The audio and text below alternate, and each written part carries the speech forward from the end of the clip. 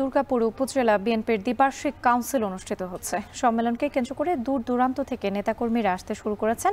এ নিয়ে আরো জানাতে সম্মেলন কেন্দ্র থেকে যুক্ত হয়েছেন রিফাত আহমেদ রাসেল। বিএনপির কাউন্সিল ঘিরে নেতাকর্মীদের উপস্থিতি কেমন দেখতে পাচ্ছেন জানাবেন।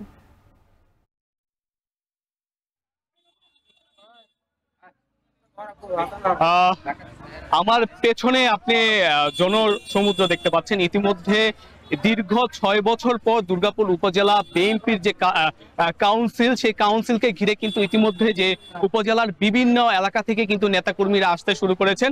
এই উপজেলার প্রায় 7টি ইউনিয়ন এবং একটি পৌরসভার যেই নেতাকর্মীরা রয়েছেন, আমরা দেখেছি যে আসলে সকাল থেকেই কিন্তু তারা খণ্ড খণ্ড মিছিলের মাধ্যমে কিন্তু এই যে দুর্গাপুর অডিটোরিয়াম কেন্দ্র, সেই অডিটোরিয়াম কেন্দ্রে কিন্তু তারা আসতে শুরু করেছেন এবং এই অডিটোরিয়ামে কেন্দ্রে তারা অবস্থান নিয়ে বিভিন্ন স্লোগানের মধ্য দিয়ে কিন্তু তাদের যেই নেতা আছে তাদেরকে সমর্থন করে যাচ্ছেন। আমি যদি একটু বলে রাখি, 2014 সালে কিন্তু এই দুর্গাপুর উপজেলায় সর্বশেষ কাউন্সিল অনুষ্ঠিত হয়।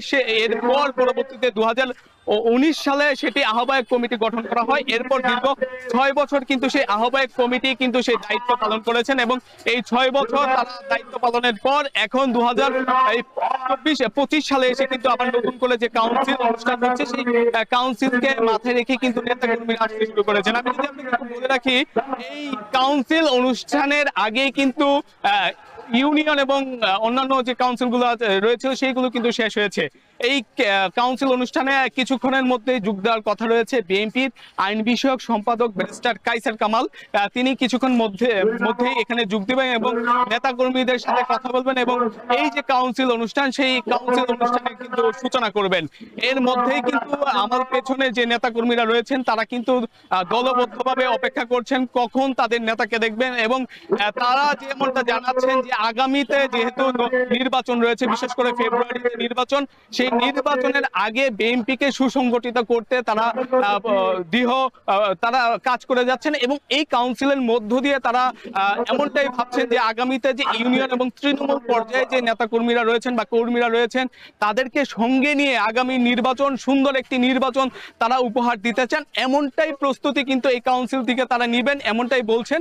এবং এই কাউন্সিলের মধ্য দিয়ে দীর্ঘদিনের যে তাদের বঞ্চনা, দীর্ঘদিনের যে তাদের কষ্ট, দীর্ঘ প্রায় 16-17 বছর যে তারা কষ্টের মধ্যে দিন পার করেছেন, সেই কষ্টেরও অবসান হবেন। এখান থেকে ত্যাগী যেই নেতারা রয়েছেন এবং মাঠ পর্যায়ে যারা কাজ করেন তাদেরকেই মূল্যায়ন করা হবে, তাদের হাতে নেতৃত্ব দিয়ে তাদেরকে সুন্দর একটি কমিটি গঠন হবে, যে কমিটি জনমানুষের জন্য কাজ করবে, তেমনটাই কিন্তু বলছেন।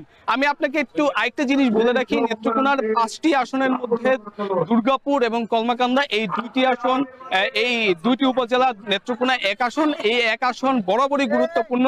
তাই বলা যায় যে এই আসনকে ঘিরে নেতাকর্মীদের যে উৎসাহ উদ্দীপনা সেটি কিন্তু শুরু থেকেই বেশি ছিল। তাই এই কাউন্সিলের মধ্য দিয়ে আজকে একটি সুন্দর কমিটি গঠন হবে। যেই কমিটি তৃণমূলে একদম গ্রাম পর্যায়ে, যেহেতু সীমান্ত এলাকা রয়েছে, সেই জনমানুষের পক্ষ হয়ে কাজ করবে এবং নির্বাচনে সুন্দর একটি ফলাফল এনে দিবেন, এমনটাই আশা করছে। তো এই ছিল আমার কাছে নেত্রকোনা থেকে বিএনপির উপজেলা কাউন্সিলের সর্বশেষ। নেত্রকোনার দুর্গাপুর উপজেলা বিএনপির দ্বিবার্ষিক কাউন্সিল অনুষ্ঠিত হচ্ছে। সেখানকার সবশেষ পরিস্থিতি জানাতে যুক্ত ছিলেন রিফাত আহমেদ রাসেল।